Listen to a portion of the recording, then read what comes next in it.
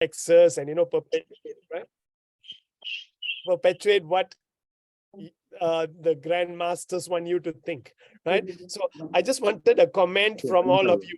I mean, are you all aware of the things that are happening around us? I mean, where there is a grand move, I mean, under the label of IR 4.0 and other initiative by the World Bank and other people to try to streamline everyone, right? I mean, this is real. I know it's meant as a joke, but then it is real.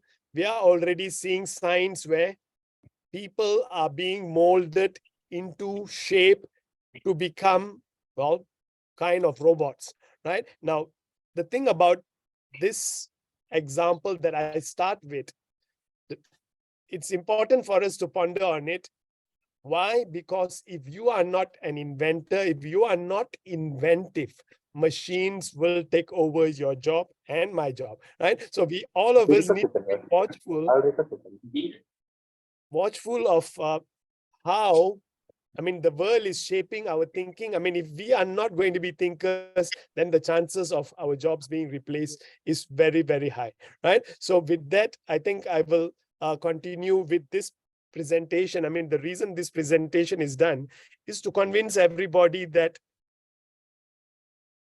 invention or innovation is something that all of us can be a part of, right? So this is really the reason why this talk is given. And I hope that I will be able to interact with all of you to find out what you think about innovation, what are your concerns about innovation, to see how together we can try to shape a deeper understanding of what is happening out there and what needs to be done.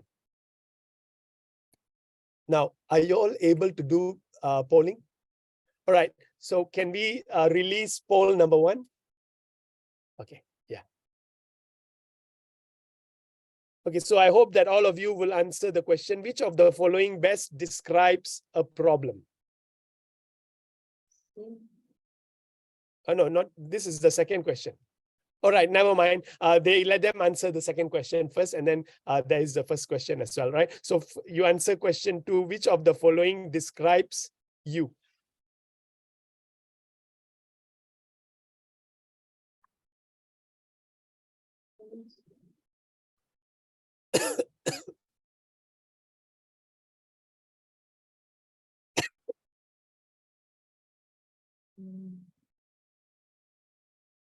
Right, how many percent? 20 out of 20 have answered.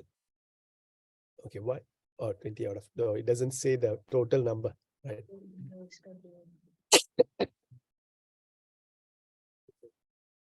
Okay.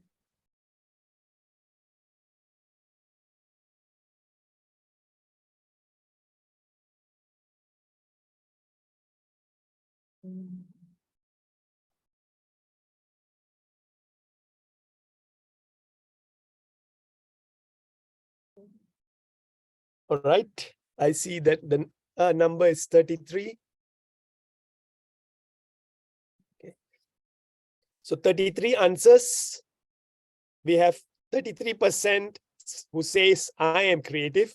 Okay, for all of you who said you're creative, well, if you feel you don't need to attend this talk, you can leave, because I'm going to prove to you you're creative anyway, right? So for the rest, let's see. I am innovative, 15%. Thank you very much. I'm glad to know that.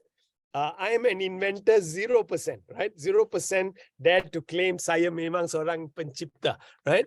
And 29% says none of the above, right? 20% say all of the above. Okay, very good. So looks like we have a mixed set of responses. So it's going to be very interesting that, I mean, we can all share our experiences to see what exactly is this all about, right? Now, I won't comment on this yet. So if I end the poll, will this result be saved somewhere, Tim?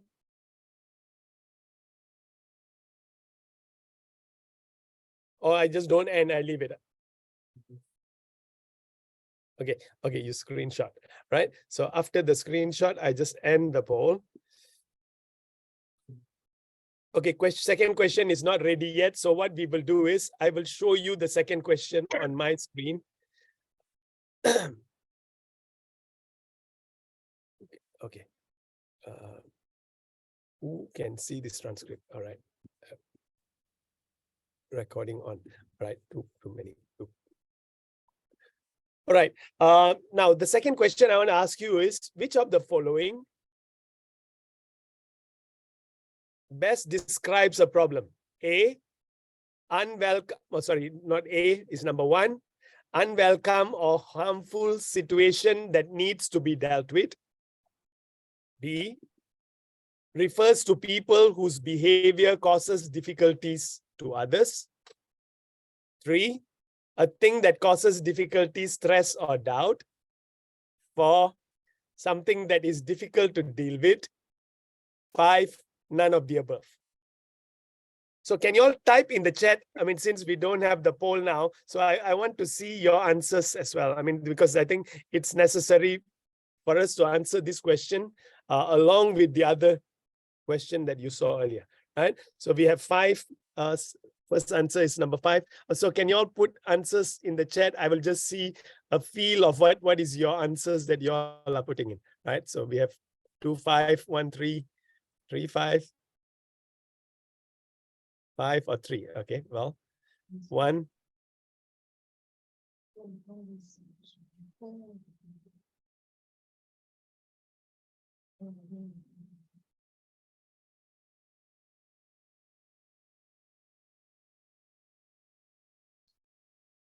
Okay, so there are some who answers more than 1. Doesn't matter, go on. Okay.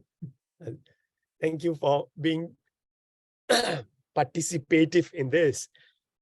Now, any other answers? We should have about another 10 more answers or 15 more answers. There should be. Okay, so there is the poll is also up. Okay, so maybe y'all can actually put the poll answers directly now, right? Sorry, it just came slightly after I started it.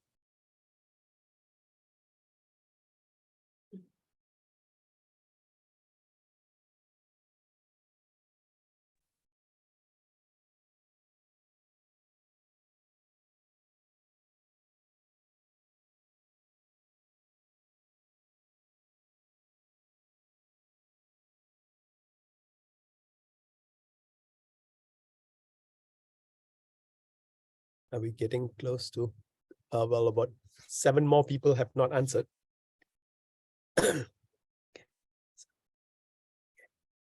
One.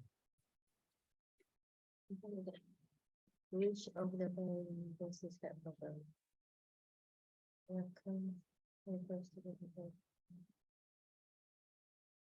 Okay, 27, 28 answered already.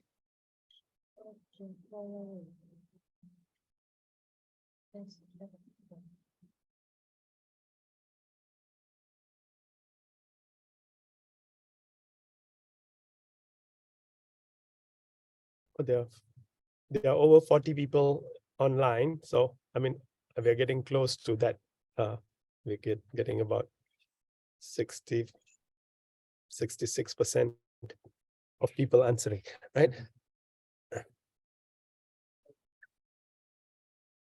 All right, thank you very much for your response. Well, at least 30 response, I can judge how to pitch my talk, right? So first of all, I want to highlight why I start with this question. The reason why I start with this question is because the way you define a problem, the way you describe a problem will determine how good a problem solver you are. If you if you define a problem as what Oxford Dictionary says, Oxford Dictionary says, number 1, unwelcome or harmful situation needing to be dealt with, it is going to give you a kind of a negative connotation which doesn't help you to become an inventor.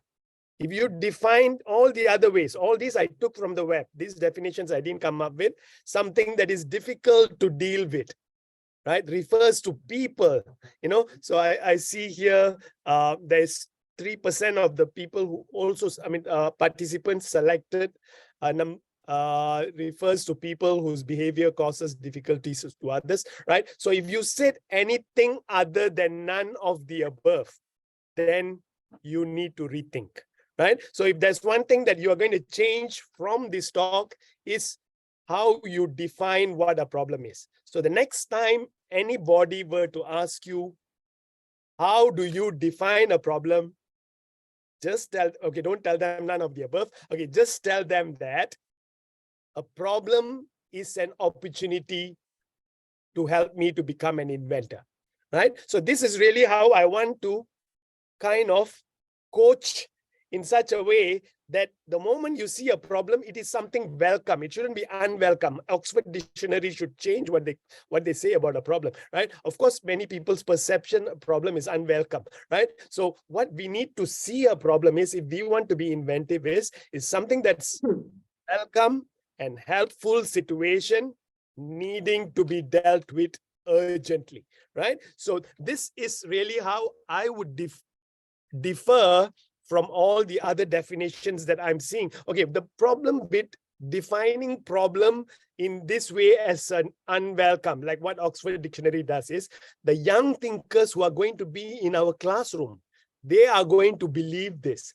and they are going to use this as a mantra. And when they use such a negative connotation as a mantra, you find that most people believe that they are not innovators, they are not inventors, when everyone should have the opportunity to become inventors. Nobody should be left out. This is really what ISITI is all about. ISITI is about not being, exclusive, to only a few people can innovate. No, we need to be inclusive where everyone can innovate. And we have to pay attention to B40 and those who are marginalized in the interiors. We need to think of all of them. That is really what today's talk is about. It has to start with each and ourselves, right? So I hope that you all take note. This might be something that, it might look trivial, but it is not trivial, because once you tell somebody a problem, is something that's going to be a headache. As long as you say that, you are going to be in a trouble of having to deal with something that is going to challenge you, right? So I start with, I know I did this in another training. They told, guess what the participant told me? So you are trying to brainwash us, is it? So that's really what one of the participants said. I said, yes, right? You don't have a choice. We have to look at a way of starting with the correct footing. The moment you start with the correct footing, the chances of becoming inventors is there, right? So the way you define a problem will determine if you're going to become a good problem solver. Right? So what you need to, in a way, start with in order to become the inventor you are meant to be is every problem is an opportunity for innovation, right? So don't lose any opportunity to become an inventor, right? So with this, I will start my talk. So the moment you start seeing every problem as an opportunity, no problem will become a problem anymore, right? So this is a thing that all TRIS practitioners, like myself, we are blessed because we have the tools. And the tools do not want us to treat innovation as a black box. Okay, now I have to tell all of you, why is this talk important when, well, it may be obvious. Some of you already say, I'm creative, I'm already innovative, so you don't need this talk. But for those who are not so sure, let me tell you that if you try to believe what others tell you, when I studied history those days, they told me one of the most creative person was Thomas Alva Edison, But when I go to the museum in Holland, they say Thomas Alva Edison is a businessman. The guy is not even a scientist. Right? So a businessman is made to look like a scientist because he has a lot of patents. Just because he has a lot of patents doesn't mean he's a scientist, right? So these are all the things I have to tell you. He said, in order to become an inventor, in order to invent something, you need to have 99% hard work, 1%, in a way, actual thinking skills. Hard work is good enough for them. That is because he got more than 500 scientists working for him. He can do trial and error, right? So we are being taught the wrong things in our school. This is what I have to say. I mean, sadly, we are being taught that innovation should be treated as a black box. Why should it be treated as a black box? Because if it is a black box, the big companies can have monopoly over everybody. That's all.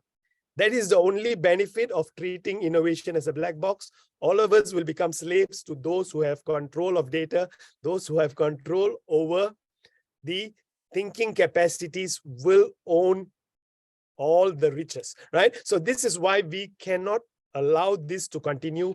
We have to move on and we have to be the role models, right? So now I'm telling all of you, I am creative. And I want all of you to tell yourself you are creative. So, I mean, if I hope that, I mean, well, after this, I mean, through engagement, I mean, I'm happy to engage with anybody who wants to find out how this can be a tool. How can TRIS can be a tool to make you much more creative, inventive. I think that's really what we want to do. In today's talk, I will also highlight some tips, some tools, how to use it. So you will become capable of inventing new things. So I hope that next time we do a poll like this, 100% will say, I am an inventor. So this is not only my hope, I believe that this can happen, right? So this is what we have done so far. And this is how we start many of my training, where I ask them, this psychologist in France, you know, Antoine Ribot, right? Well, in 1900s, he asked, what is the age where your creativity is prime? Okay, would you all like to put the answers in the chat box? I think this is also necessary for us to have an idea how to proceed after this. At what age? Okay, just put a number in the chat box.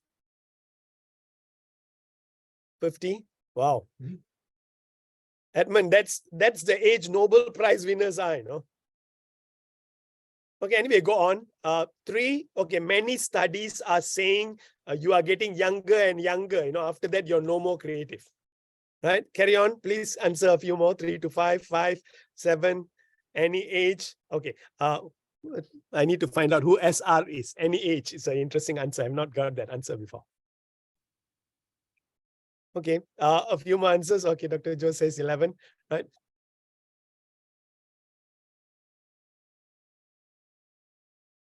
Alistair, right? All right, now I hope that A, your age is 30, Alistair, your age is 25. You better put your age. That's really my advice, right? All right, now maybe we stop here and I will answer this question, right? There are new studies which says, I mean, the age is decreasing, but in 1900, the answer given was 14. Right? So Sloan study says, I mean, it's 8 and all. So all of you are right. None of you are wrong, right? So the answer, but my answer is the same as SR. It can be any age, right? It can be any age. Some people say it's only 50 or 45 onwards. That's because Nobel Prize winners start doing their prime things at that time. So all these are based on empirical evidences. They are not based on study of the actual understanding of how the cognitive flow happens inside your neurons. You know, nobody is able to connect all those things. Okay, but if you ask a TRIS practitioner like me, I will tell you, with the help of Inventor's tools, you don't need to have a maximum age when you were creative. You know, you don't need to have an age where you were the most creative, because as long as you are having access to the tools, today you are more creative than yesterday. So this is really the second mantra I want to teach you all. First mantra is, all of us are inventors. I am an inventor. I want all of you to say, I am an inventor. And the number 2 is, I am most creative today. And tomorrow you change it. You say today as well, right? Tomorrow also you say, I am most creative today, because you should be more creative than you were yesterday, right? So this is really how we need to address. Okay, very important. All of you are educators. I hope to prove to you by the end of my talk that you are getting more and more inventive every day, right? So make that a mantra in your life. You will become the best inventor, right? every day, in every way, I'm becoming a better inventor, right? So this is the mantra that has been guiding me, and I hope that we will also see why, right? So let's see what question that we have here. The question we have here is, what stops us from being an inventor? Why is it? I mean, I'm trying to convince everybody that you are already inventors, but then we seem to have an answer which is slightly different from what I'm saying. The reason is because there are something that is stopping us, right? Something that is stopping us, and what is stopping us is not a thing that should stop us, right? So we have to remove whatever is stopping us, and today we are going to find out what is this thing that is stopping us. And in a TRIS course, we normally refer to this as psychological inertia, right? So we normally refer to what is stopping us from becoming a creator, an inventor, an innovator is psychological inertia, right? Now, psychological inertia is not something new. Everyone is affected by psychological inertia, right? Everyone, no matter who. They might be the best inventor in the world. They also have psychological inertia. The moment they remove psychological inertia, you become the inventor you're meant to be. So it's only that. And the day you do that, you are already an inventor. So these issues indirectly limit the mind to find the methods to solve problems, right? They are the kind of stickiness, stickiness that makes us hold on to the old answer. The old answer looks okay, let me do it again. That is psychological inertia. Psychological inertia is something that makes you hold back to a way of doing things which seem right at some point in your life, right? So with that, I want to start today's talk. And when you, okay, well, I know, I thought some school children might be joining my talk, so I just added a Malay word here. Menyekat pencarian suatu cara penyelesaian yang baik, right? Itu ialah inertia atau kekangan psikologi, right? So this is what we need to start with. Okay, now when we look at psychological inertia, there was President Rutherford, Rutherford Hayes in 1876. He said, wow, that is an amazing invention, but who would ever use one? You know what he was referring to? He was referring to Alexander Graham Bell's invention, which is a telephone. He was looking at the telephone and saying, who would ever use one, right? So, I mean, all of us are carrying this thing in our pockets, these days. This smartphone. So this guy was terribly wrong. And if you ask me why he's wrong, is because of what we term as psychological inertia, well, which makes him believe that this new invention called telephone is not going to be needed by anyone, right? So similarly, this old man, said in 1981 that 640 kilobytes, right? 640 kilobytes of main memory is enough for anyone and everyone. So he said that, and you know how terribly wrong he is. My phone has got, I think, 128 gigabytes of main memory, right? So you can see it's a million times wrong, whatever this guy says, right? So this is the kind of psychological inertia. We as scientists also have this problem, right? So somebody says, I mean, this guy was IBM's president, in 1940s. He says, well, there can be 5 computers around, right? So you can see, I mean, this is not only for computing and technology, it is for a lot of things where psychology is really the concern here. I mean, we have psychological patterns, psychological flow, psychological ways of solving things, which in a way are subject to inertia. Right? So this is what we call as psychological inertia. And, I was doing a training for Petronas once, and somebody asked me, one of the engineers asked me, so how do you overcome this psychological inertia? Immediately the person says, I want to know how to overcome. I said, very easy. Psychological inertia, if you face it, the solution is turn around. You just turn around and the problem is solved. Okay, if if Bill Gates says that 640K is enough, he should turn around and look at the other side. That means, you see, he's looking at two lines that are meeting together, If he turn around, he will see an infinite space. He will say no amount of memory is enough for anyone, right? So when you look at the two tapering lines that meet together, when you look at the end of meeting, the world looks narrow, right? So the solution to psychological inertia, when you have it, whenever you have it, realize the answer is turn around. Look at the infinite side of the point where the two lines are not meeting. They are divulging, right? So at the point where the two lines are divulging, you will see no amount of memory is enough for anyone, right? So for all these people and people like you and me, we need to overcome psychological inertia. Of course, it's easy for me to say, look the other way, but if it's not a practice, it's going to be some time before you start doing. But there are some tools. I can show you some tools which can help you to see the other way around. Right? So we need to overcome these barriers. And I think in terms of a study done by Silverstein, DiCarlo, and Slocum, says that this psychological inertia happens because of emotional boundaries, experiential boundaries, intellectual boundaries, belief boundaries, which stops us from seeing the connection between the problem and the solution, right? The connection is obvious, but it doesn't happen. I mean, many times when you were studying, you would have realized, when you're solving a problem for a very, very long time, you just cannot see the answer. It will be due to one of these boundaries. But the next day morning, when you wake up, the answer is so clear, right? So these boundaries can move away when your mind becomes clearer.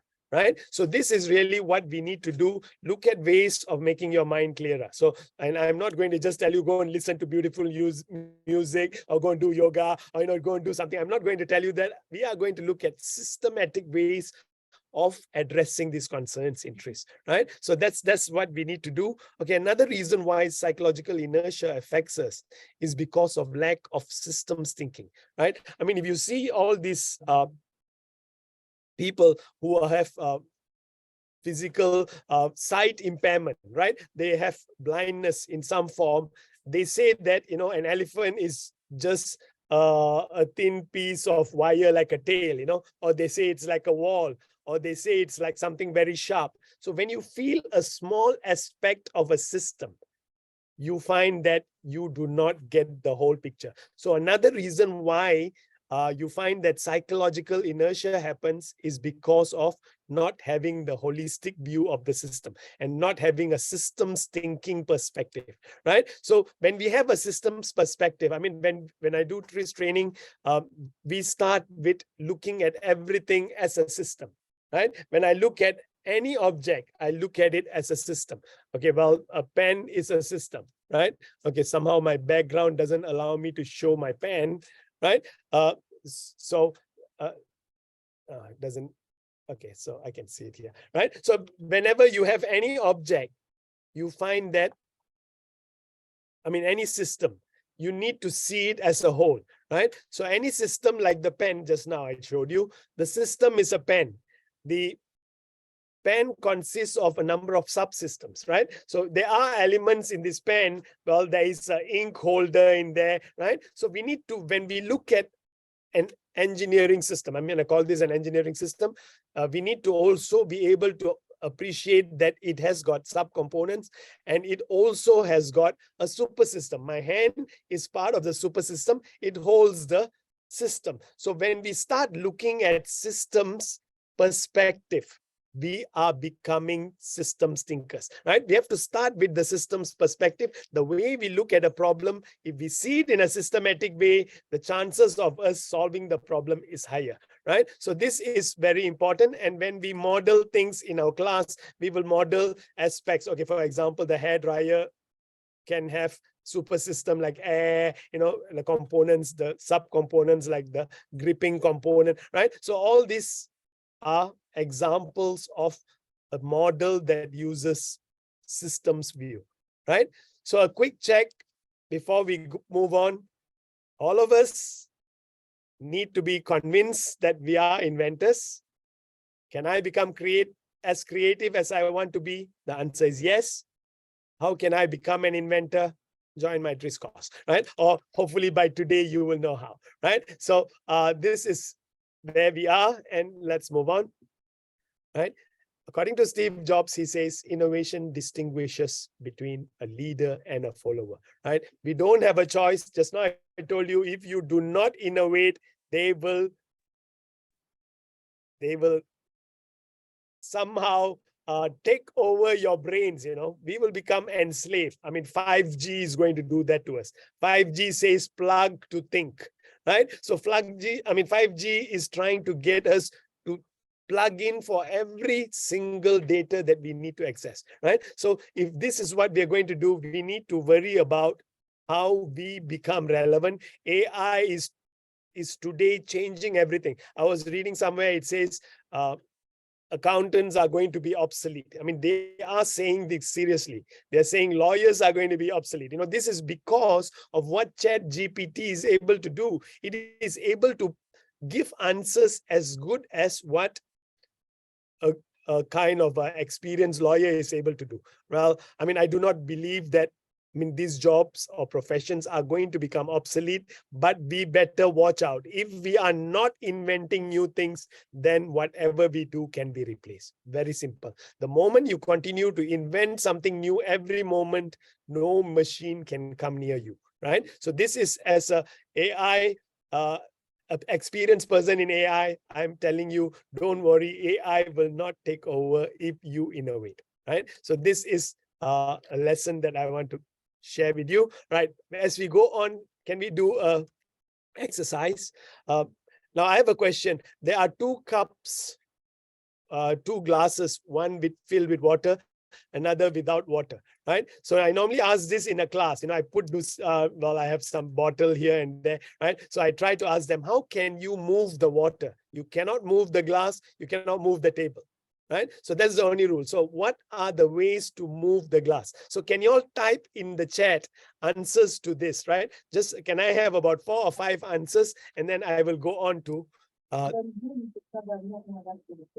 okay, kalau ada orang nak cakap pun boleh, right? How do you move the water from glass 1 to glass 2?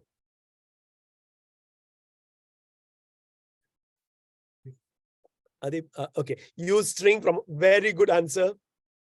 Peeping. I'm not so sure good at peeping, all right? Okay. Okay, I saw a funny answer. Accountants are still needed to swindle the money out of us. Right, anyway, well, I like the sense of humor, right? So any other way, can you type another 1 or 2 answers before I go on?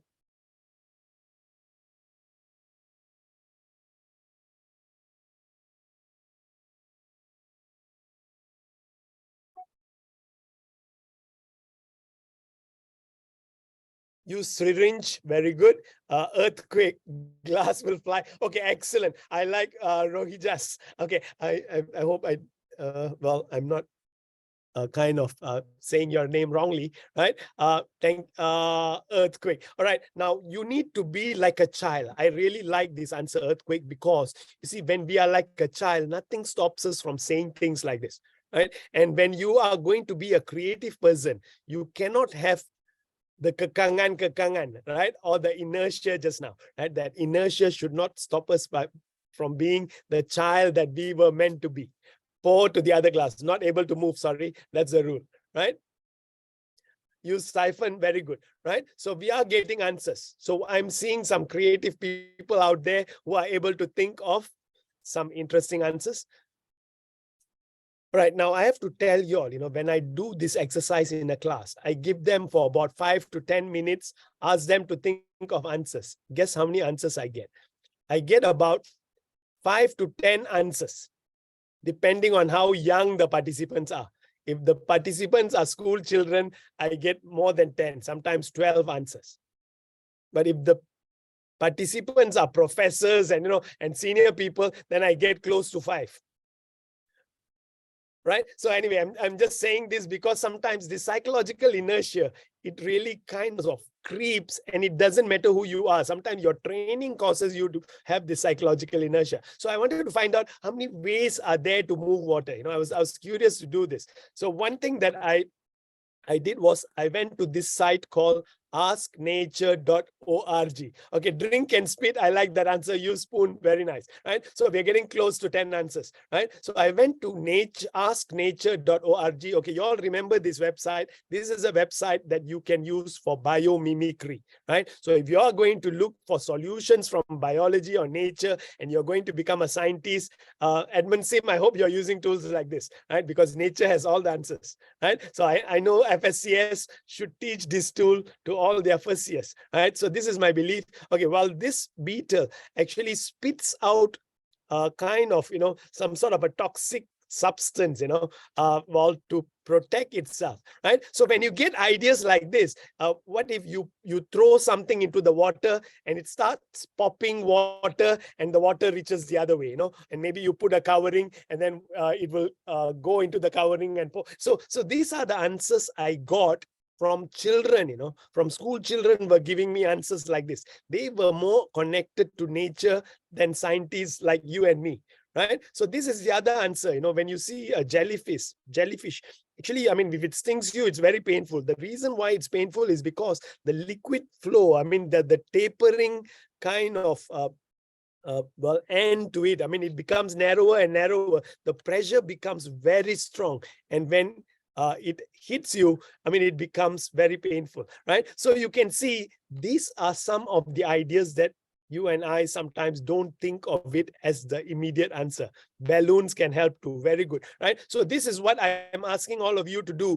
Allow that small child in you and me to come out and think of an answer that we were capable of once upon a time, right? So when I went to this website, and I look for scientific effects, okay, well, there's a kind of a tool that we use. It's called scientific effects. Okay, I want to move water. So I went to this website. It's Oxford Creativity website, and I went to a database of effects. And when I say move liquid,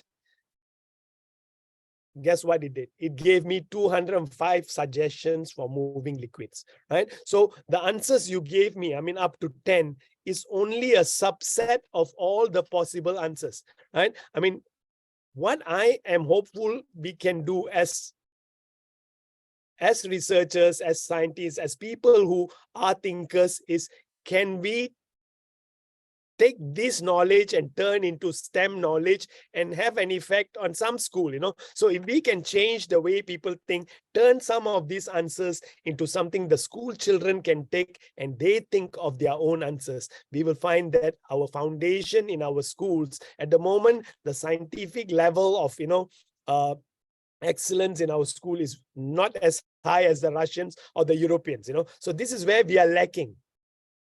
Right. So what we need to do is we need to think of ways of moving forward by taking this actual STEM thinking that we want, right? Scientific thinking, right? So what we can do is we can provide mechanisms where we allow.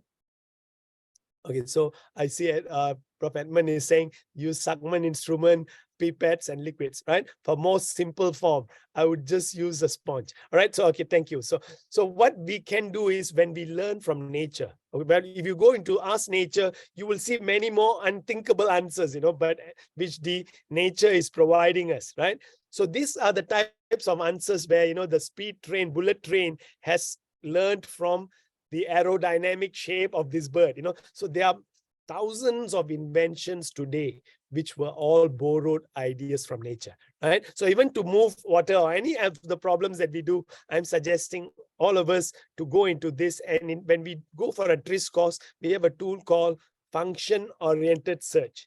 Function-oriented search is different from when you do Google search. When you do Google search, you get objects, right? You get a million objects which are hits, right? But instead of doing object-oriented search, we want to do function-oriented search, right? When you do function-oriented search, you get targeted search. And when you use a database like this, it gives you possible answers. And even when you're doing your own research area, whenever we are doing research, no matter what area, including computer science or abstract areas, use nature's principles.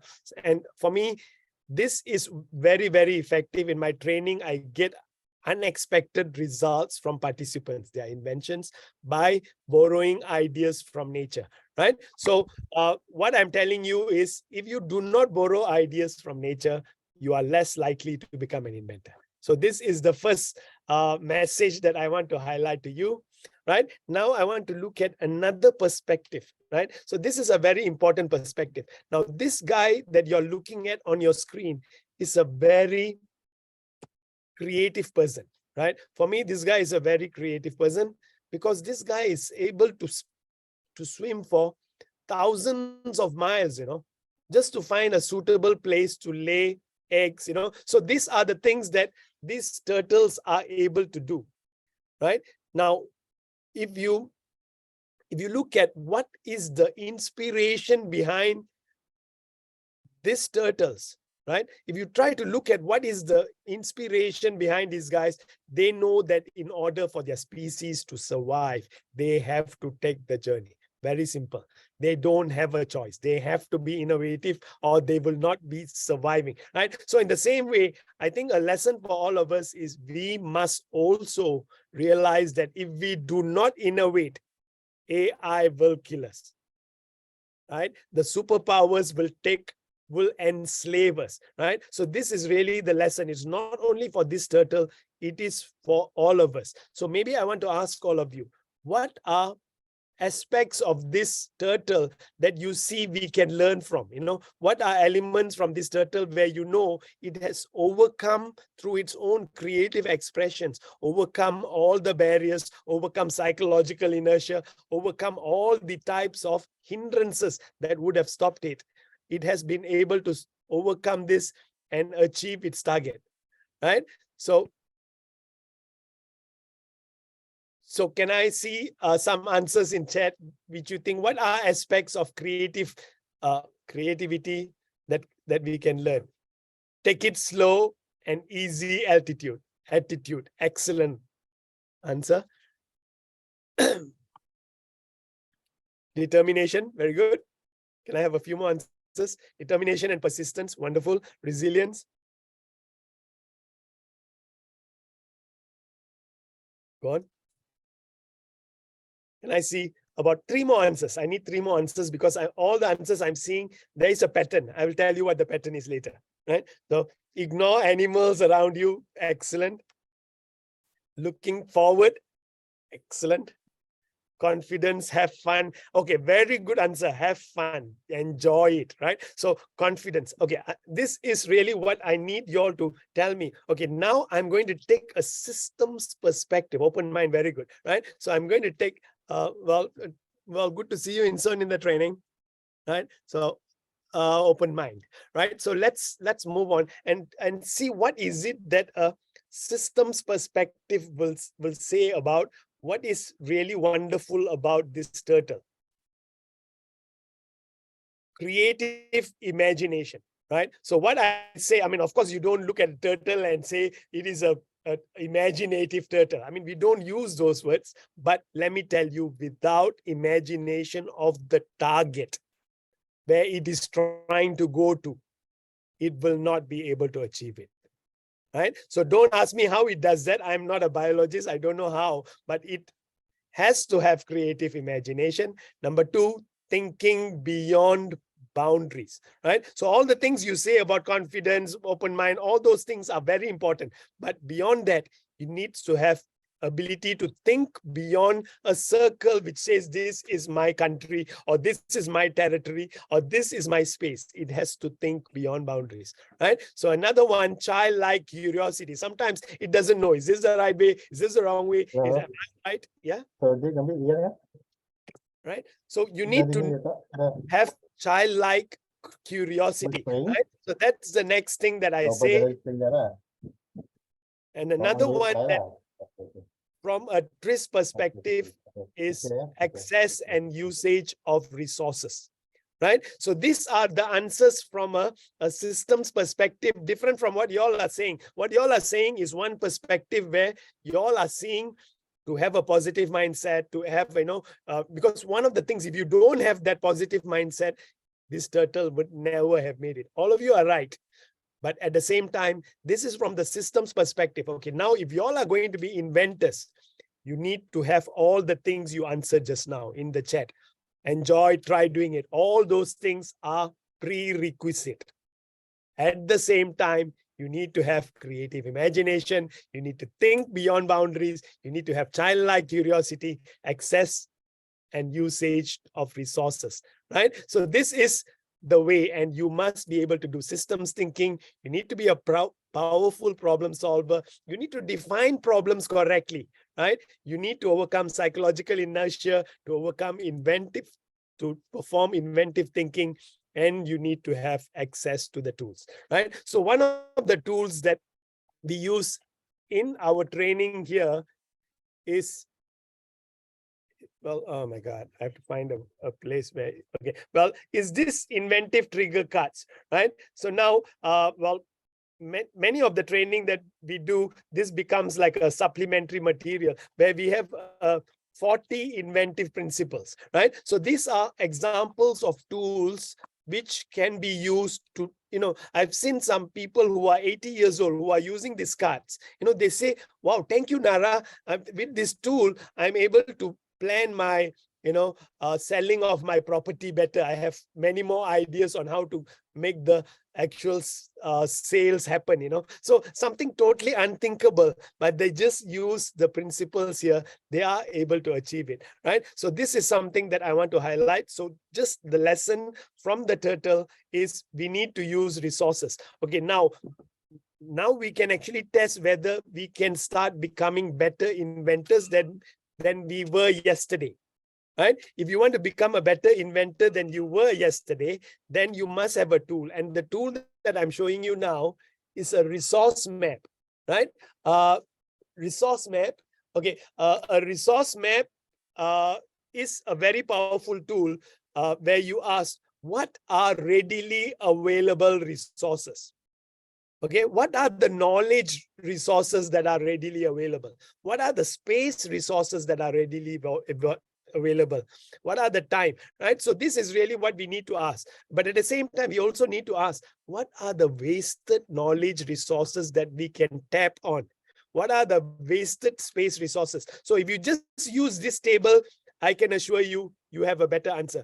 I was reading a book on inventors. What they say is, all the 2,000 over people who were killed in the Titanic could have been saved if they had used resources better, right? So the resources that they needed was, how to keep someone warm for 5 hours, so things like that. There were blankets, there were, some other things that they might not, there were oil there, which they could rub. I don't know, I'm thinking of something crazy, but they prove in terms of the study that it is likely that more people could have been saved, right? So that's really what they managed to say. So what we need to take heed of is, if in your research, sometimes when you're doing research that involves community, we seldom take full kind of appreciation of what the community already knows. So these are wasted resources,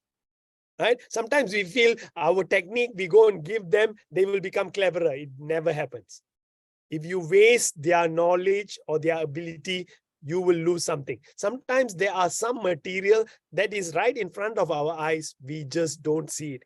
So when I'm trying to build a futuristic system, computer system, sometimes there's a wasted resource like computers, gamers, all these gamers who are playing games, a lot of their time is wasted just repeatedly doing something. What if I can tap some of their time into some valuable resources?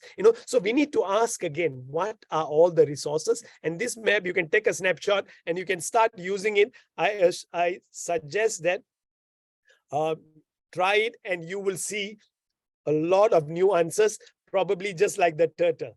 right? So that's something that I wanted to highlight. Okay, another tool that I wanted to teach you today. I mean, these are easy to teach tools because I don't even need to spend much time, don't need to have face-to-face, right? So by using even Zoom, you are able to gather as much, right? So another tool that I wanted to highlight is an ideal system concept, right? So ideality is a concept where we look at trying to move a solution towards a state that is beyond what we normally do, right? So the definition here is ideal system must appear in the right place at the right time and be 100% dedicated, right? So this is a concept. So maybe we'll start by looking at an example, right? Okay, when I was looking at our water towers in UNIMAS, right? You see, these towers are huge structures.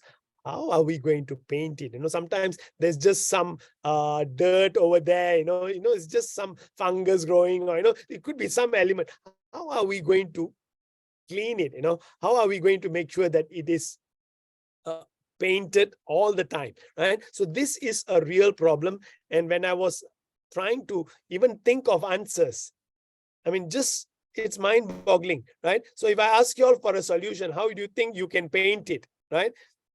And doesn't cost 5 million ringgit, So this is the question that we need to ask. How can we make better use of our resources such that we can paint it and not lose all our faculty's money or the institute's money, right? Or the university's money on just painting. So this is really something that we need to kind of, ponder on. And as you start pondering, I said, okay, never mind, let me use TRIS to solve the problem. So when I said, okay, let me use TRIS. So the tool I used was ideal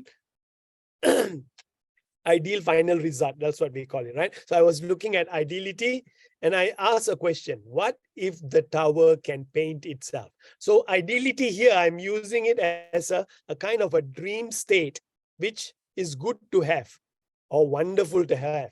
Or it's a dream stage that, if it was there, the problem doesn't even exist. So one of the things that we need to start with when we are solving problem is go beyond psychological inertia. When we have psychological inertia that allows us to only think like this, we have to break it and say, what is the ideal way of doing it, right? What if the tower itself painted, right? Painted its walls, What if the painting costs nothing? What if the painting happens by itself? So when I was asking this question, so I just did a search for self-painted towers. I just searched something like that, painted walls. And guess what? I found an answer. I found a drones as a solution. And the drone can actually, I was looking at the drone, it looked expensive, So I went and did another Google search. How much does a painting drone cost? Alibaba sells it for about 200 US, So if I were enterprising enough, I would set up a company to paint difficult places for companies. Sometimes you just put the design in your iPad, automatically it paints it using the design. So you can see a problem that seemed difficult to solve initially found an answer instantly. In less than 5 minutes I found the answer, right? And the answer is something that, of course, today it doesn't look like it is so surprising, but when I did this about a year ago, it was surprising, right? So this is really what I can tell you. It is possible to think in terms of ideal solutions first before you start. And when you ask the question, be like a child, be like the turtle. What if the place where I need to go will suddenly appear in front of my eyes? Well, of course, it just doesn't appear like that. So how does it kind of make use of the physics or the navigation or some of the science behind its approach that helps it to see the answer quickly, right? So this is really what we need to look at, right? So I want to ask you all a question. What is a bekalan electric yang ideal? Just now you saw a painting system yang ideal, right? So can you all put in the chat bekalan electric yang ideal? How do you define that?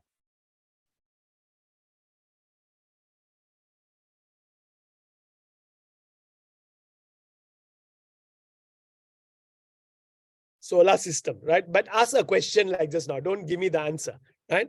Electric yang dihasilkan di rumah, bagus, right? So is there something, some other ideal system that you want to use, right? I mean, words like ideal just now, ideal electricity generation is what? Dihasilkan di rumah is a kind of hint, right? What else? What else you can say? Can you think of something doing by itself? You know, use the word doing by itself.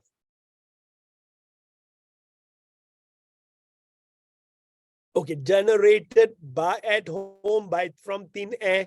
Excellent. Excellent answer. You know, this is really what you will do the moment you think of a direction like that. You are already an inventor. Okay, there are some people who try to use hydraulics, you know, water principles, you know, to try to convert the air to become water, you know. So there are some invention I've seen, right? I'm sure you also have come across, right? So we should start like this, right? So this is really how we need to start and ask the question, what if the electricity generates itself? You know, ask question like that. Be more crazy, be more explorative. Don't be afraid, right? So this is really what I want to suggest to you. And when you say, how can the electricity generate by itself?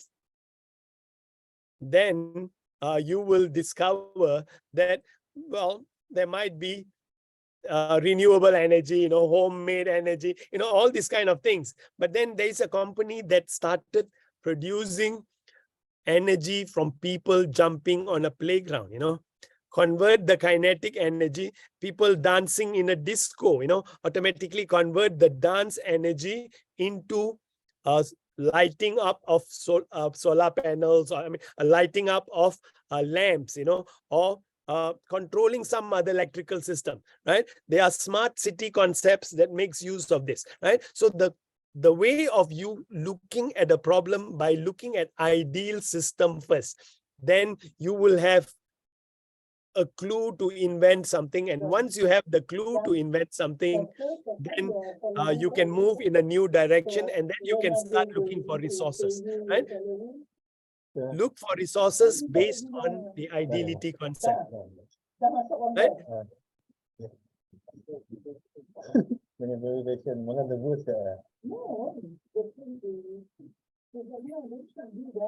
Okay. Right. So we need to look at ideality, smart city. I mean, a lot of ideas are coming out of, I mean, people who are able to see things, well, see things that we see, but then think very differently, right? So what would the ladang yang ideal be? Ladang that doesn't take any space, you know? So this is really, I mean, ideality. I mean, when you come up with an ideal final result, the final result is something that is not ideal yet, one step before the ideal, right? So ideal maybe doesn't use any space, right? One step before the ideal is called ideal final result.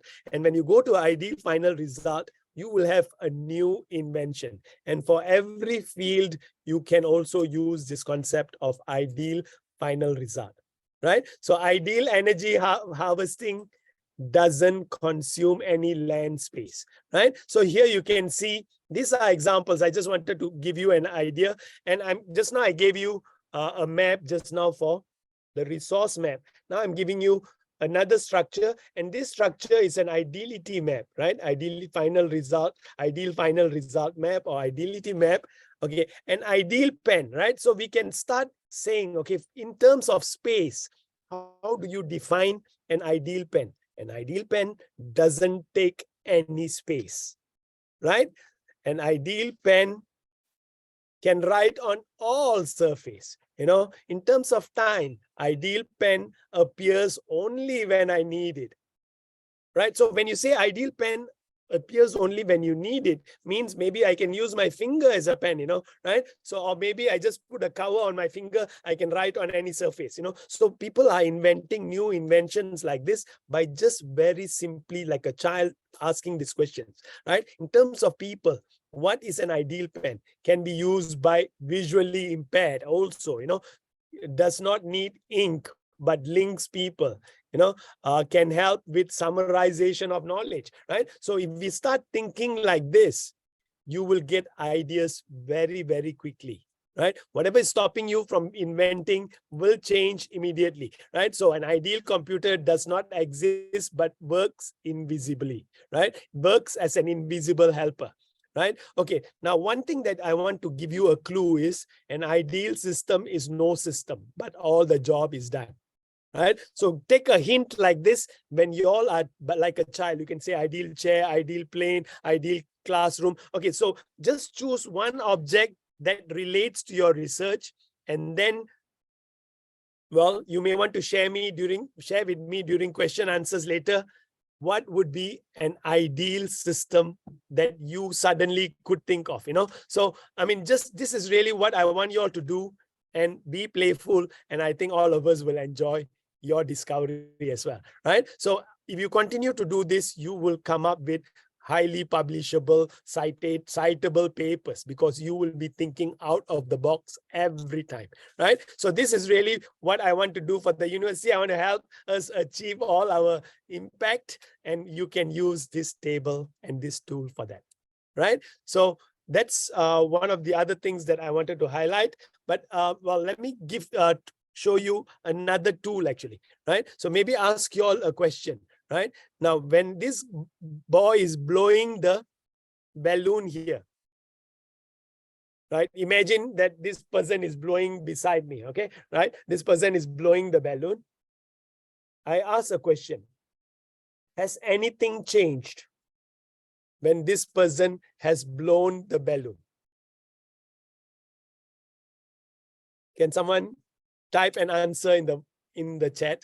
What has changed?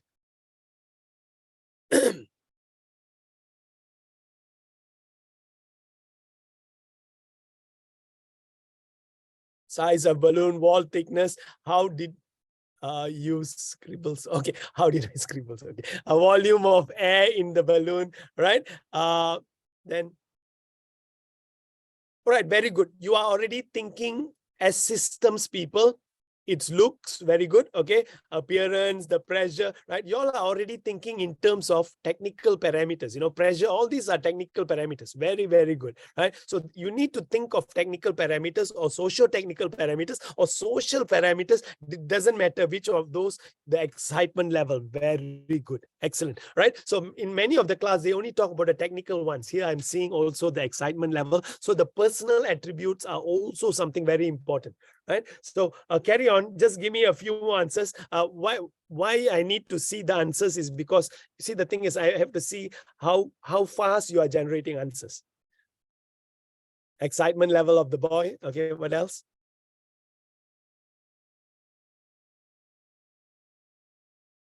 The chance of explosion of the balloon. Very good. Okay, now if I tell you that there are about 1,000 answers to this question. Fear of burst. Okay, if I tell you that there's at least 1,000 answers to this question, what are your thoughts? Do you think I'm right or I'm exaggerating?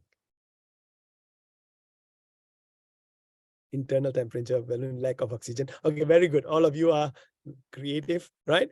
So if I say there are 1,000 answers, do you agree or not? Do you think we can agree? Well, I'm being very pessimistic to say 1,000, because I mean, if I was cleverer in looking at attributes, I will say infinite number, right? So this is really what, well, the way, I mean, even though you may see what others are seeing, right? But if you think very differently, you get a different kind of quality of answer, right? So you become inventive, innovative if you see what others see, but think very differently. So this is really what the turnaround was all about. Instead of looking at the tapering end that meeting together, we need to see the ends that do not meet, right? So, and you have to tell yourself there are one an infinite number of answers to all your problems, right? So these are the things that we need to start believing. And I think the confidence comes, you will automatically say it, right? So having said that, now if I gave you these hints on the right-hand side, weight of moving object, weight of static object, temperature, so you automatically can say temperature of the balloon, temperature of the person, temperature of the room, temperature of, the moon, maybe the temperature of the moon changes because this guy is blowing, right? So if you think beyond the box, you will come up with answers. That's a million answers, right? So when you are able to be kind of, right, persistent enough to want to see a different worldview, right? You want to see a different way of addressing the problem beyond what you normally do, you will say bye-bye to psychological inertia, right? So today, I hope that I've convinced you that psychological inertia is a thing of the past, and the tool that, all the tools that I've taught you just now, they are part of the algorithm innovation, right? So the innovation algorithm by Genrich Altshuler, the founder of TRIZ, he has come up with tools that allows us to not have innovation as a black box. Right? Innovation should not be treated as a black box because it only contributes to monopolies, no other benefit, right? So if innovation is treated as a systematic way, then we can use all these building blocks, right? So I'm holding a set of building blocks of innovation, right? I'm going to kampongs with this, I'm going to very remote place with this. And guess what the people are telling me? I interview them after I teach them these techniques. Guess what Garen Jangan in a Penan village is telling me? He says, these cards are magic, he said. It can allow us to think of so many answers, and the answers are unlimited. That's really what he's saying. Can you imagine a person who's in a far off place, beyond the reach of, urbanization or whatever, is able to see this, right? So I'm seeing miracles, right? Somebody is saying, I'm not able to hear you, right? Tim, is the sound okay? Okay, sound is okay, somebody says, right? So I hope that SR, you have solved the sound issue.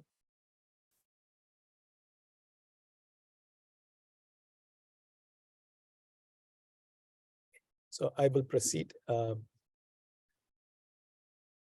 right, now this is really to highlight what we do in the villages, when we look at, I call this an indigenous innovation. Right? So can you all type in the chat what you all see in this picture? Can you describe the innovation you see? I call this an indigenous innovation. What do you all see here?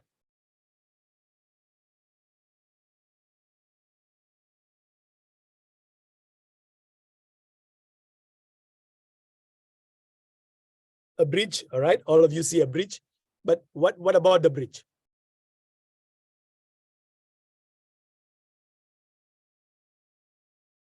The bridge is unique. Can cross over, of course. Using nature to solve problem. Excellent. Well, thank you, Inson.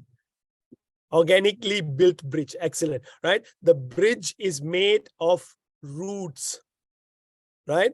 It is made of roots of the tree, right? Now, the technique to manage this kind of knowledge for me is indigenous knowledge, the wisdom, indigenous wisdom, the wisdom of rural, remote communities who make use of nature's principle in a way where they don't harm nature. So they don't harm nature. They work together with nature's principle organically, as what Rohit just was saying, right? So organically build the bridges, right? So this is really what we can say about this innovation. Is the bridge in Malaysia? No, it's in a very remote part of northern India. It's in Meghalaya, one of the states, right? It could be, there could be ones in Amazons as well, right? Okay, so this is something. Okay, now how can I transfer the innovation from this community to people like you and me? How can I transfer their innovation? That's a question I'm asking. Because I'm asking only about identifying the innovation. We need to identify the innovation, but we want to repurpose it. We want to take their innovation and use the same way of inventing in our own context in UNIMAS or any of the places in Kuching or well, wherever you are listening to me today.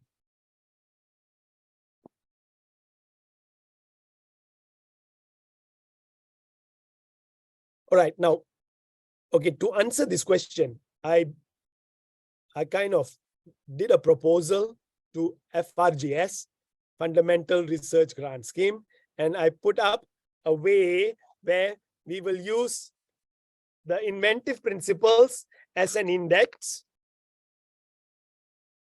right, to catalog the innovation. And guess what we have achieved so far?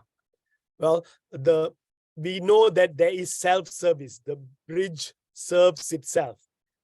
Dynamization. It's a dynamization. It's not a static bridge. Normally bridges are static. So we are coming up with words from this, and it's very interesting finding for me, because now we are going into one community. We already looked at the Penan community. So this is really, we're looking at a Sabah community, Kadazan Dusun. They said this is Penganwe Tio Tio, right? So people are using their own languages. I was using Tamil to write, continuity of useful action, right? So in aksi berguna berterusan in Indonesian, right? So you can see, you can translate the innovation, and not you and me identify. The remote community can identify their innovation and share it in an academic kind of forum, right? So you see, we are providing a bridge that bridges traditional knowledge to scientific knowledge in such a way that their knowledge becomes available. So this is the miracle that we have done by using a TRIS tool like this, right? So in UNIMAS, so it's a FRGS project coming to a close. So I'm hoping that they will give us some PRGS money to turn this idea into some new inventions, right? So this is well, of course, there are some engineers who are using these concepts to study how rubber fig roots can be tailor-made, right? Okay, so another question. How is primary schools KBUT relate to this? Okay, thank you. I will come to that later, right? So with that question, just now I talked about systems thinking. I'm not going to go into systems thinking today. It will take too much time. So what we will do is, well, this is really some from where TRIS came, right? The tool came from Altshuler's study of 200,000 patents. He came up with 40 formulas, and these formulas are my cards, right? So these 40 formulas are what we are using. We are building the cards, and the Malaysian TRIS Association is selling the cards at 10 ringgit a piece. They're selling below the cost price. I mean, our intention is for everybody to have a copy of one, right? So you can write to the Malaysian TRIS Association, you can buy it. Otherwise, you contact our team, right? So this is something that we have. Okay, example of one of the principles, segmentation, breaking an object into smaller parts, making an object easy. So this is the type of principles, right? So you can become inventors where, you can start thinking of different types of inventive ideas, like this well, kind of Lego kind of, I mean, this elephant here that you see, right? So segmentation, but we are seeing segmentation in nature. The communities already knew it years ago, right? So now from the question I'm seeing, how can we take this knowledge and change the way our school is wrongly teaching innovation, right? KBUT is possible, but don't force students to answer the right question. Teach them how to ask questions instead, right? Don't teach them how to answer the questions rightly, but teach them how to ask questions like a child once again, right? So that's really what we need to do. So these are some of the other principles, right? Some of the principles are so intuitive, from harm, find out a way forward, right? Blessing in disguise, right? Color change, right? So these are some of the principles right? So what I say in my talks is there is one thing stronger than all the armies of the world, an idea whose time has come. And all of you are listening to me means you are now responsible to work together in some way, either by yourself, with your own team, to see how some of the knowledge that you learned today can shape the future of mankind, the future of our children, right? So these are the things that I want to highlight to all of you, right? So I have about half an hour, and I do have some more slides that I thought I wanted to share, but I feel that I would like to stop here for question answers, because I think to have question answers later, if we feel that we are bored of question answers, then we can go back to my slides. But I probably want to stop here and do the question answers. Right, so I can start answering the question that you put on the slide as well. I mean, maybe it's good to listen to your voices, right? Good to listen to your voices, and we will start answering questions. Can I have question answers from all of you? Questions from all of you.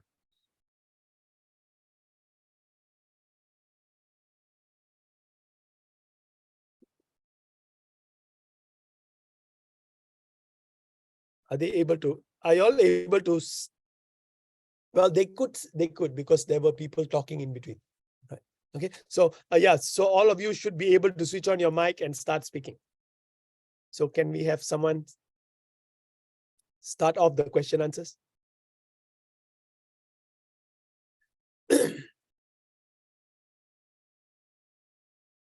Okay, so there are two questions from Rohijas, right? So I will read it. Prof, how is primary school's KBAT relating to TRIS?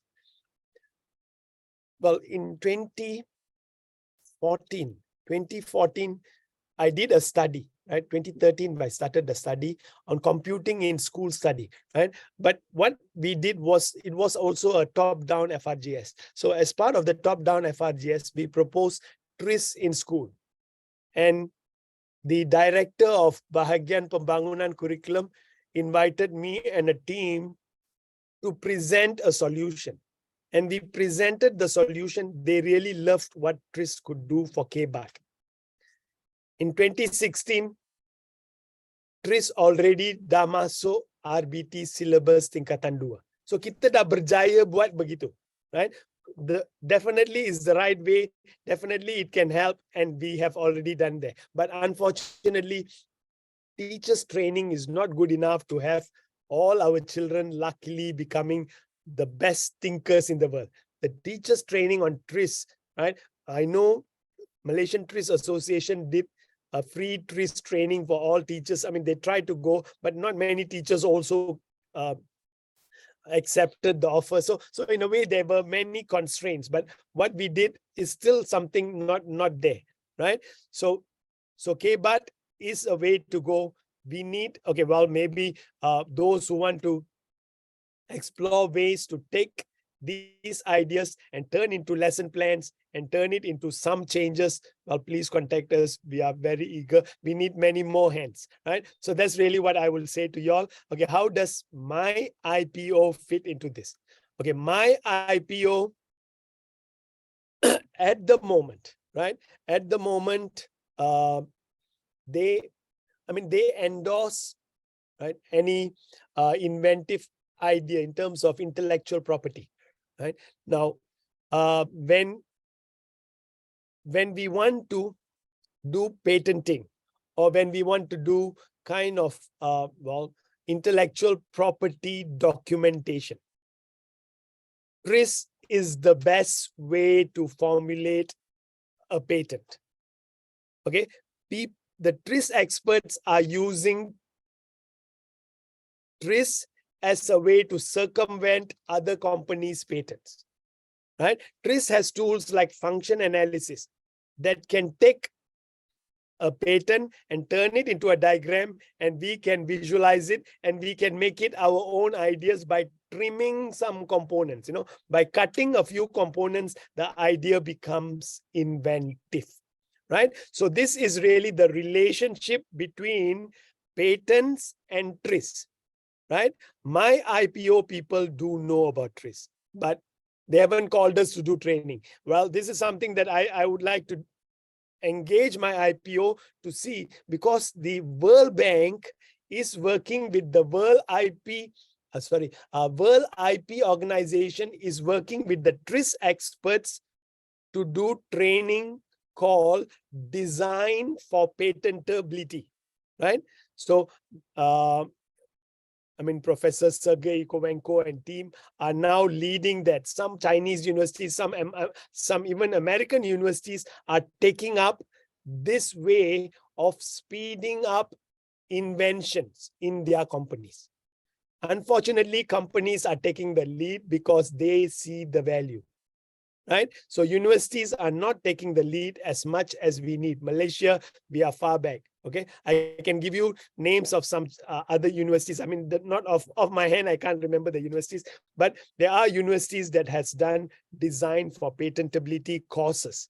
I've already been certified level 1 DFP practitioner, right? So I took the course, I mean, done by Sergey. I mean, it's really very good. Everyone needs to use it. If really Malaysia is serious about patenting, then my IPO need to come in.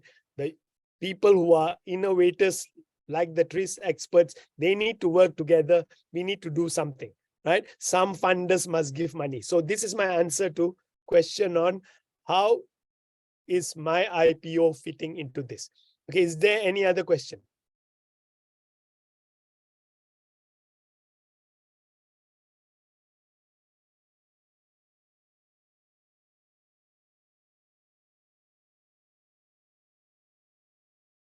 Any other question? Wow, either y'all are. How to implement things system we invented. Usually it's hard to do so because of no support. Okay, well, my answer to your question is, it depends on what type of system.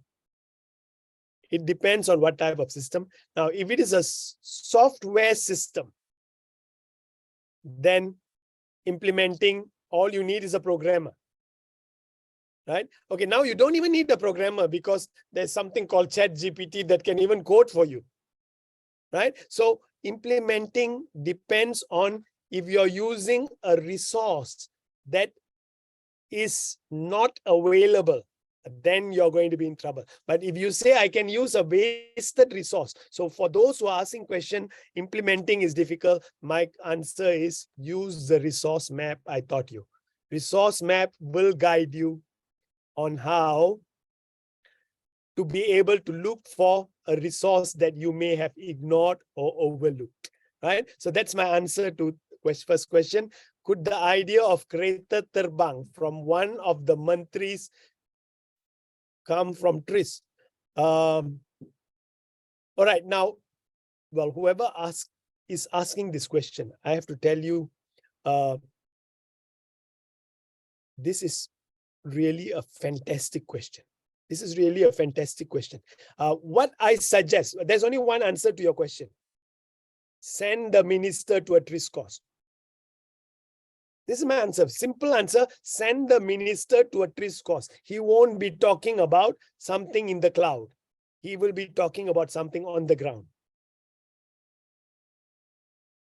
Next question. According to where we are moving towards now, do you think it's better for inventors to make invention towards digital trend and back to old friendly nature approach?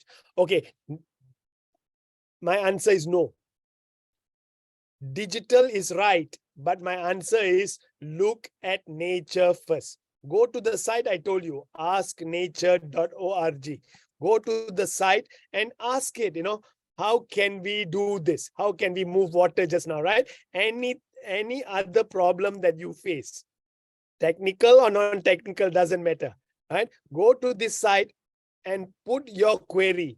You will find nature has an answer. Later, you can go digital, not digital, semi-digital, tapa. You can go everywhere, right? So go to nature first. Nature has answers. Okay, you can either look at nature's database to borrow ideas, or you can look at the patent database if you are technical, right? If you're a bit more technical, go to the patent database to look for answers. But the modeling of TRIS will take the patent's answers and put into a beautiful diagram to help you to move on, right? So how to survive the heat wave we are experiencing now? Adoi. All right. Okay, now one thing I didn't tell you all just now. Okay, one thing I didn't tell you all just now is when we try to solve problems in TRIS, we try to model it by using contradictions, right? The moment you can represent a problem using contradictions, then automatically we know which principle to use, right? We know which principle to use the moment you have a contradiction. So what we need to do is, okay, if you tell me that we can use technique 1 to reduce the effects of heat wave, right? Okay, so well, maybe think of, okay, now what I will ask you to do is go to ask nature to look for initial answers. You know, when you look for initial answers, go and ask it, you know, how to cool effect, how to reduce ultraviolet rays, you know. So you need to ask this kind of questions, you know. So when you ask these questions, automatically you'll find a few answers, right? So actually, I mean, to make it not so dry, I can actually try it out now, you know. I mean, so actually I can go, I mean, go to the ask nature, but I need to leave this, well, you won't be seeing my face if I were to stop sharing and share a screen which is, okay, you are sharing screen. So what I can do is I can stop sharing and then I can, well, let me go to a, let's say, all right.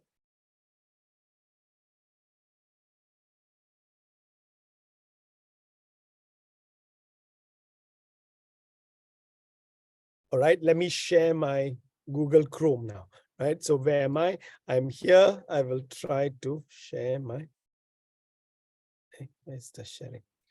Share screen. Google Chrome, where's my Google Chrome? Okay, never mind. I don't see, yeah, here. Right, so what I'm going to do now is, I hope all of you can see my screen. I'm going to asknature.org. Okay, it's time to ask nature, right? So we go to the search, right? Go to the search. Okay, so cooling, right? So cool environment, you know. So we can ask question like this. I don't know if it is general enough. Okay, well, if it is not general enough, I need to change it, right? Unique molecules from bacteria help them digest. Okay, no, that's not answer yet, right? So let me ask, cool the environment or stop rays, you know, stop. Okay, stop. Oh, is it accepting my answer? Harmful rays.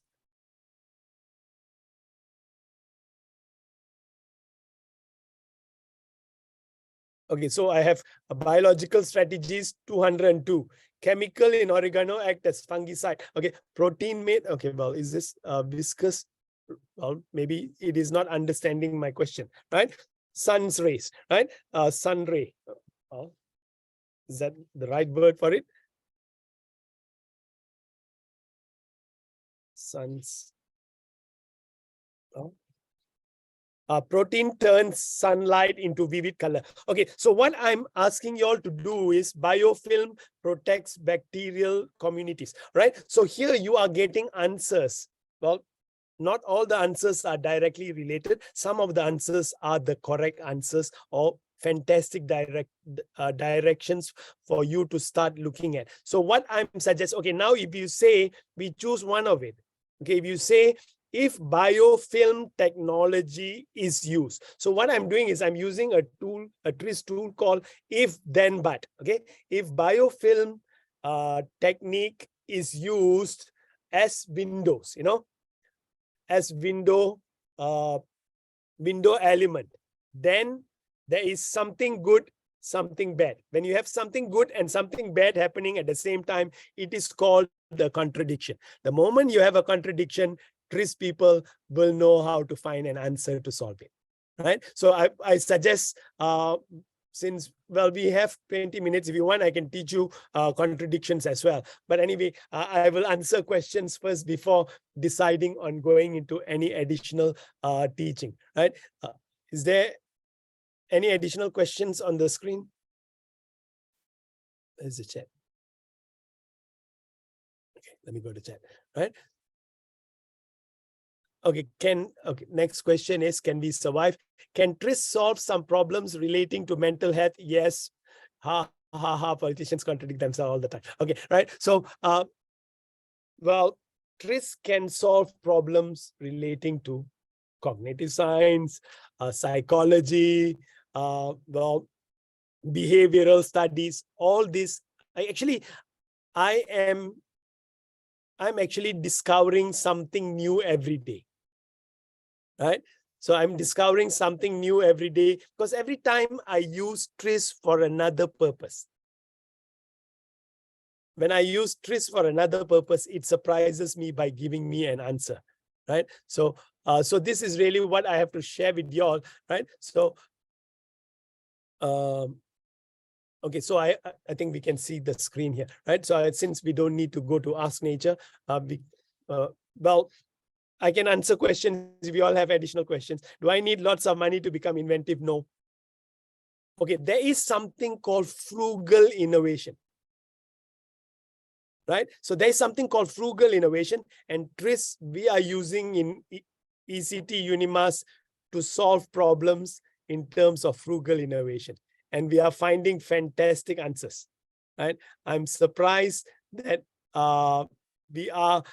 we are really inventing some very exciting, I mean, we are solving many problems. That's really what I have to tell you, right? By using these techniques that TRIS is helping us to come up with. Any other questions?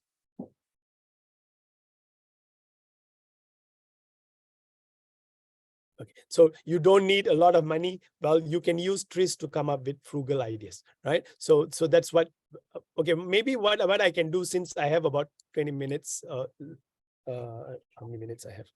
I have 20 minutes. Well, I will just teach you, well, how we deal with contradiction. Just now what I told you may seem dry if you don't. Okay, now this is one of the problems I started to look at, because when I was working in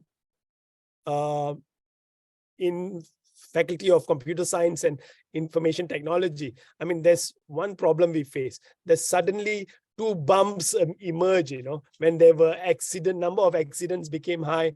Somebody says, okay, let's put speed bumps to solve the problem, right? So then I did a literature review, and I found out that 1 in 5 motorists fork out on repair bills for damage they've caused to their vehicles because of speed bumps, right? So this is actually the same thing my colleagues in my faculty are also saying this, you know, because of the bumps, we need to fork out money, right? So when you have a problem like this, there is a contradiction. The bump is needed to stop vehicles from driving too fast, but this bump is not needed because it causes harm to my car, right? So whenever we have a harmful and helpful situation like this, we can use the inventive principles to solve, right? So that's really something that I can tell you. Once you have a contradiction, okay, so what we do is we try to model it by using if then but. Okay, the contradiction is, if speed bumps are used, then accidents reduce. But what happened is cars get damaged, you know. So we did a model and we came up with solutions. And some of the answers is we can segment the bump. You saw segmentation, right? So you'll get bumps that are, you know, all these smaller components, right? Or you can merge the bumps together. Or you can use dynamized version of the bump. Or we can use optical illusion, mechanical substitution, right? Principle number 28, right? So you can see how by using contradictions, we are able to learn which principle to use, and learning the principle to use, we get very creative answers, right? So, I mean, this is also mechanical substitution, right?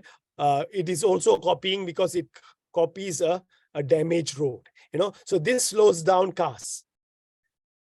and then later they pull out the sticker, right? So, but when I was teaching this example in a class, when I was showing this example, there was somebody from medical faculty. They said, well, this is a good solution. It reduces the speed of the car, doesn't damage the car, but causes heart attack.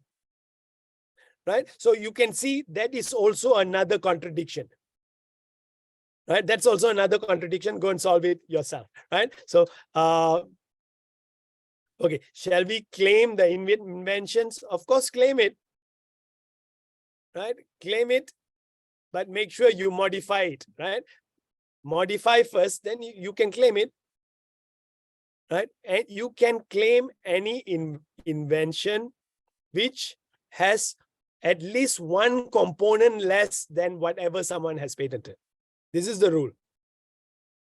Okay, if your invention has the same number of components as somebody's patent, then you cannot patent. But if you reduce at least one component, if you reduce two components, then it is your own design. This is the rule for circumventing patents. Does that answer your question, Peeping?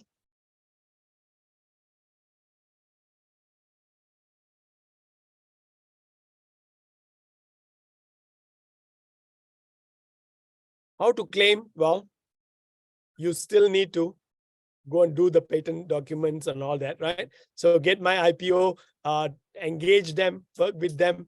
Well, normally the lawyers charge a lot of money, right? But if you use TRIS, you cut the process up you trim the process, right? You make it much more simpler, will cost much less. Right? So there are even more innovative answers. You don't need a speed bump at all. Instead, you just need a solution like this. So I hope that someday at the faculty, they will use a sign like this, you are driving at 24. I know at BDC, they have this.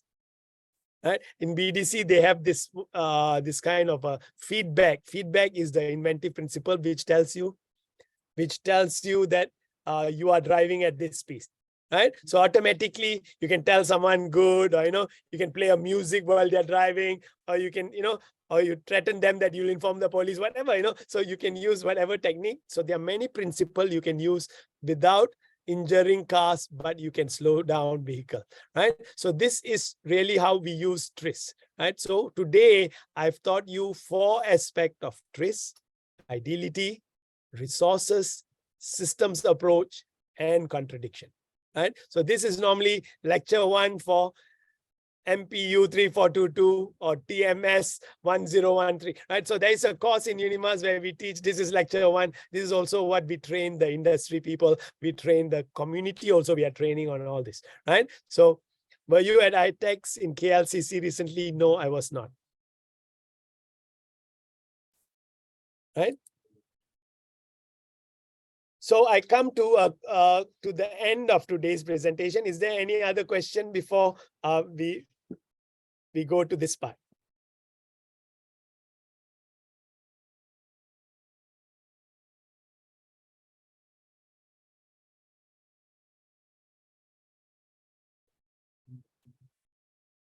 Okay. Well, after I finished a few more slides, I hope that you all will open your camera. I'll switch on your camera so that we can take a photo of all of you. Right? I think that's a requirement from the organizers of this conference. I think they need to have some evidence that I did this training. Right? So that's I will warn you when to switch on. Right?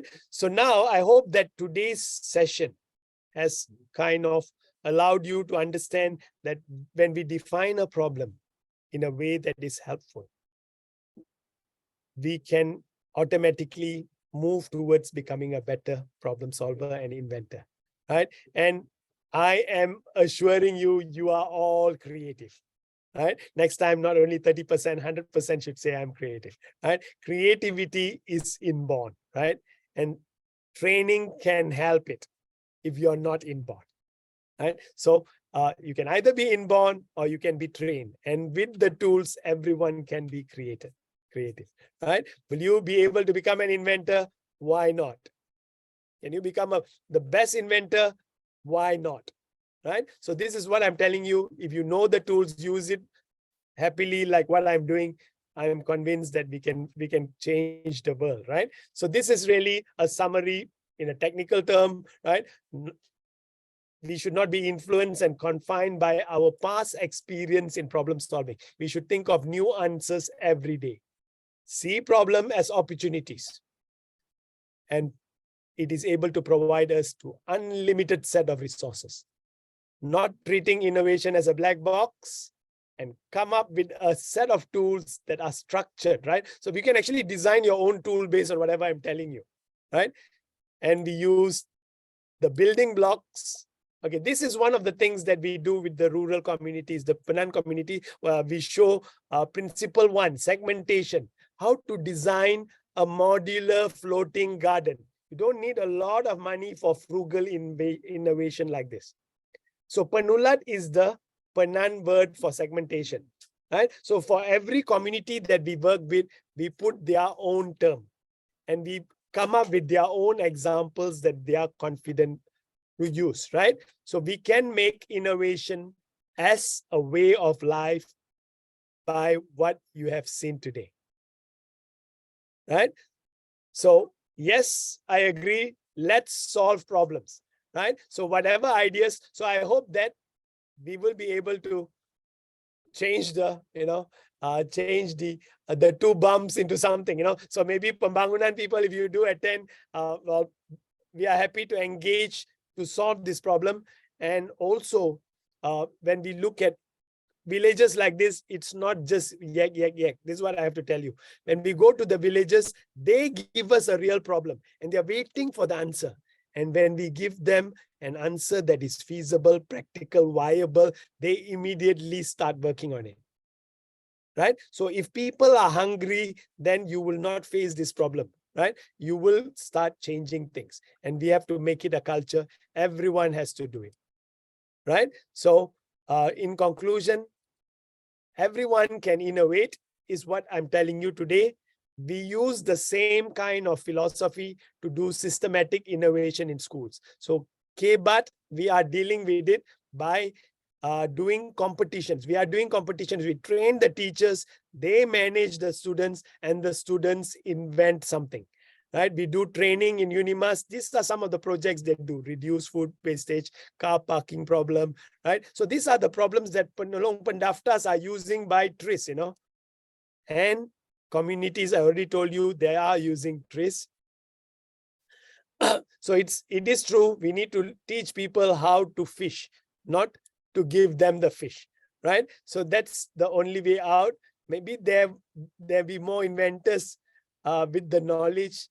Well, I'm happy to share. If people invite me, I do free talks. I don't want to become a millionaire by doing this talk, because I feel that this is my contribution to the country, right? So, well, if you want to join me, you are welcome. We are trying to form an association, right? We are turning the kids into inventors, and we want an association that becomes the champions. Currently, the association is Malaysian TRIS Association. I'm trying to see association in Borneo itself, right? Where we break the boundaries, we groom inventors, right? So I'm talking to ROS. ROS is saying, well, go for Sarawak, don't go for Borneo. So we're still hopeful that we will be able to champion TRIS beyond boundaries of geography, right? So this is something that we are hoping to do. And well, to conclude, be the child you are meant to be, right? So should include the talk in every course in the university too. Well, I pray that happens someday, right? So for me, I mean, this is really the message that I wanted to highlight. So I need to unshare my slides and then take the photo before we conclude. We have 8 minutes. Now, I can still take one question before we do that.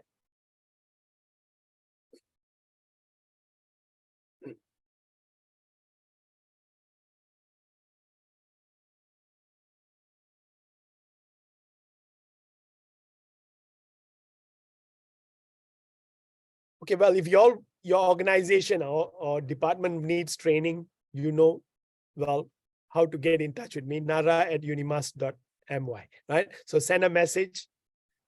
well, we can inspire each other, right? Let's start inventing. Who is our Tris icon or idol? Well, my icon is, well, Altshuler or Sergei Kovenko, who trained me, right?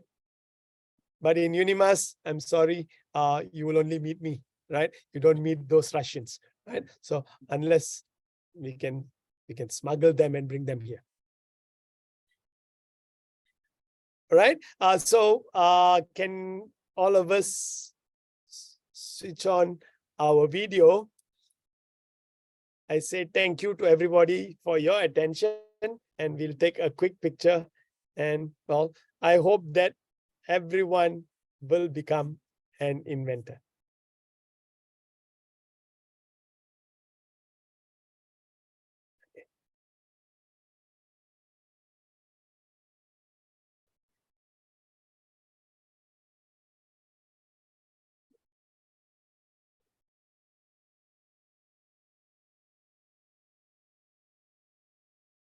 Or some of you are driving, I can see, right?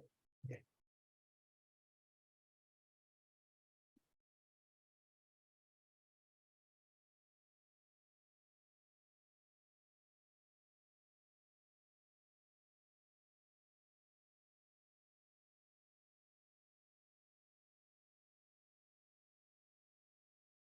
Okay, some don't have camera.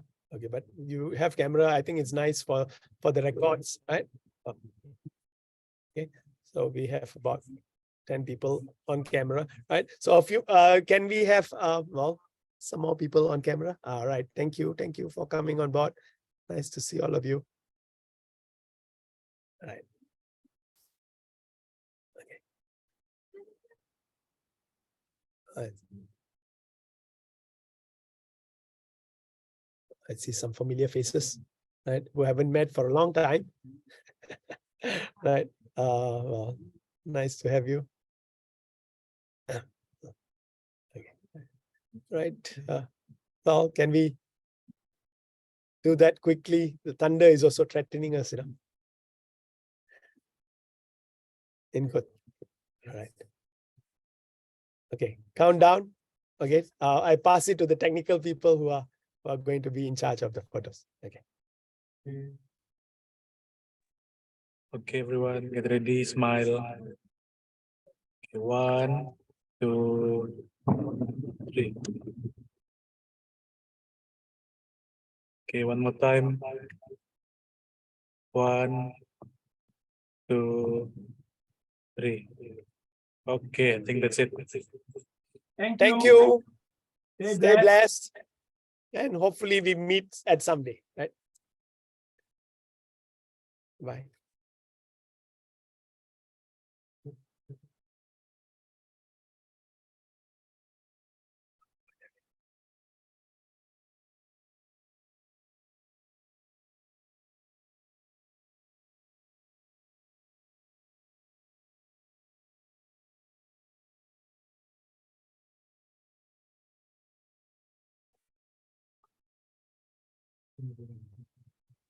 Okay, yeah.